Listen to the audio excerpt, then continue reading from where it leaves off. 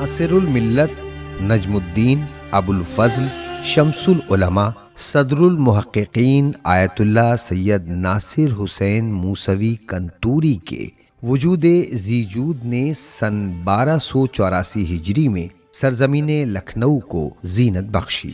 موصوف کے والد محترم بھی اپنے زمانے کے معروف عالم دین تھے، جن کو صاحب ابقات علامہ میر حامد حسین کنتوری کے نام سے پہچانا جاتا ہے۔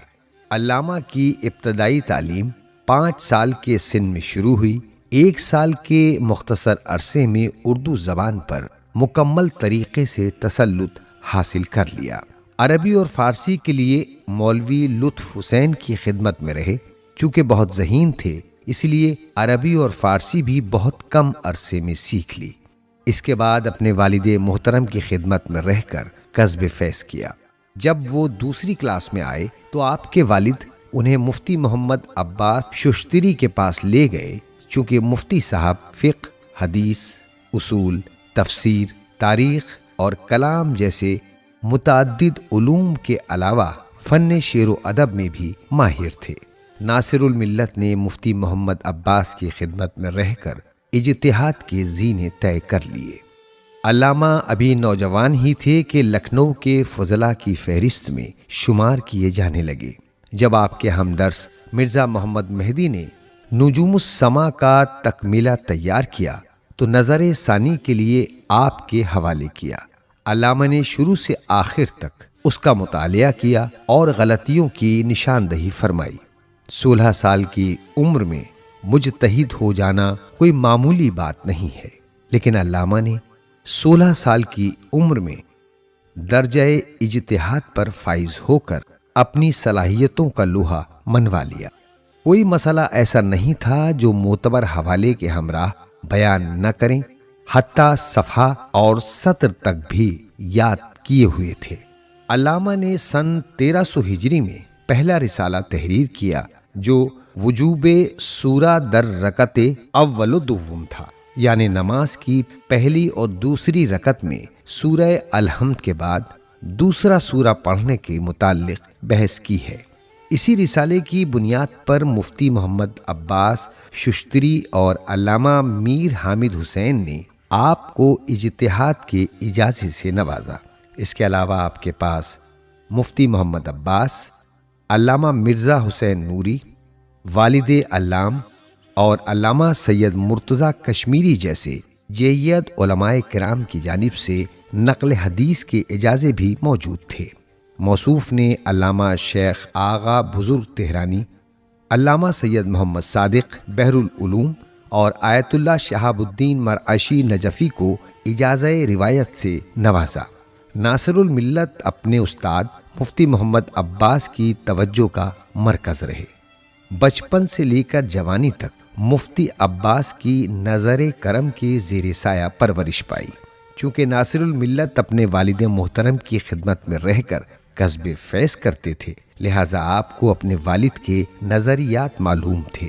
اسی کے پیش نظر آپ نے استفتاءات کے شعبے کو اپنی زیر نگرانی لے لیا۔ علامہ میر حامد حسین نے ابقات الانوار کے کام کو بھی انہی کے سپرد کر دیا۔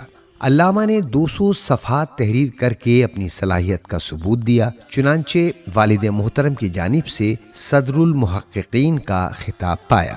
موصوف نے اپنے والد کی زندگی میں ہی وعظ و نصیحت کا سلسلہ شروع کیا اور منبر پر جانا شروع کر دیا تھا۔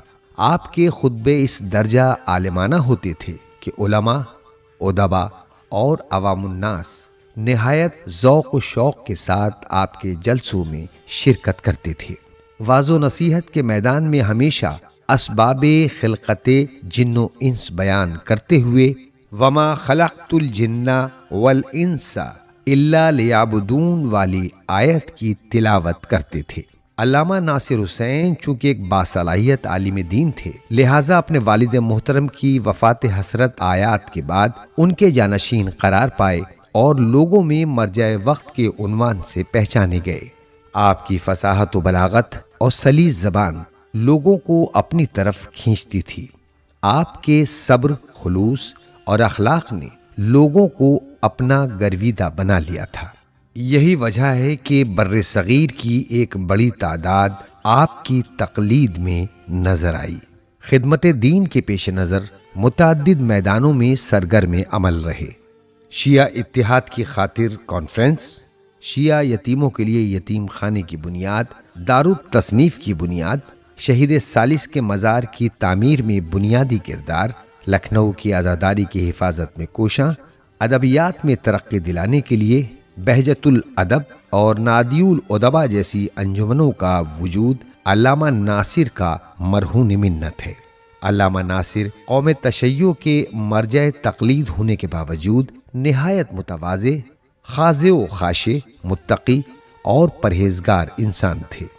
موصوف سے کسی کو کوئی شکایت نہیں ہوتی تھی، سب کے ساتھ خندہ پیشانی سے پیش آتے تھے، فقیروں اور بےکسوں کی ہم نشینی پسند فرماتے تھے، صاحبان ثروت سے دور رہتے تھے۔ علامہ موصوف نے ہندوستان میں رائج تمام علوم کو بقدر استطاعت حاصل کیا، یہاں تک کہ 16 سال کی عمر سے تدریس کا سلسلہ شروع کر دیا تھا۔ آپ نے تدریس کی شروعات کی تو تقریباً 15 درس دیتے تھے۔ موصوف کے دروس میں بلا تفریق مذہب و ملت، شیعہ سنی سب شریک ہوتے تھے۔ زمانے کے ساتھ ساتھ تدریس کا سلسلہ کم ہوتا گیا۔ علامہ زیادہ تر فقہ، حدیث اور ادبیات کی تدریس فرماتے تھے۔ آپ نے بے شمار شاگردوں کی تربیت فرمائی جو ہندوستان کی نامور شخصیتوں میں شمار ہوئے، جن میں سے مولانا ابوالکلام آزاد، علامہ محمد ہارون زنگی پوری، علامہ شیخ فدا حسین اور علامہ محمد داؤد زنگی پوری وغیرہ قابل ذکر ہیں۔ علامہ نے علمی میراث کے طور پر اپنے دست مبارک کی بہت زیادہ سوغات چھوڑی ہے۔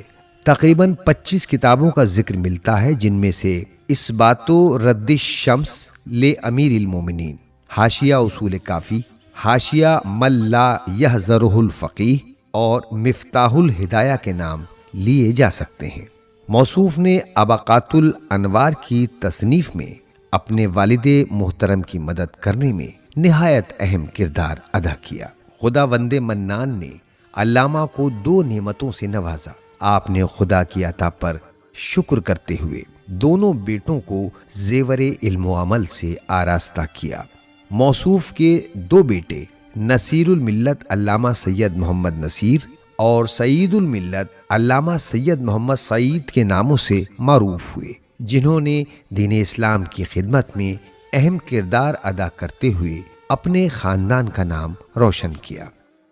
آخر کار یہ بلبل ہزار داستان، قوم تشیع کا سرمایہ، آفتاب علم و فقاہت، ماہ رجب کی ابتدا میں بروز پنج شنبہ سن 1361 ہجری شہر لکھنؤ میں غروب ہو گیا۔ موصوف نے وصیت کی تھی کہ ان کی رحلت کا اعلان نہ کیا جائے، تشییع جنازہ میں دیر نہ کی جائے، ایسی جگہ غسل دیا جائے جہاں غرباء و فقراء کو غسل دیا جاتا ہے۔ لہذا آپ کی وصیت پر عمل کیا گیا۔ غسل و کفن کے بعد جنازہ لکھنؤ سے آگرہ کے لیے روانہ ہوا۔ جگہ جگہ پر چاہنے والوں کا ہجوم تھا۔ ہندوستان بھر کے گوش و کنار سے لوگ جوق در جوق پروانہ وار دوڑے چلے آ رہے تھے۔ جنازہ آگرہ پہنچا۔ ہزاروں مومنین کی موجودگی میں نماز جنازہ ادا ہوئی اور شہید ثالث علیہ الرحمہ کے مزار میں سپرد خاک کر دیا گیا۔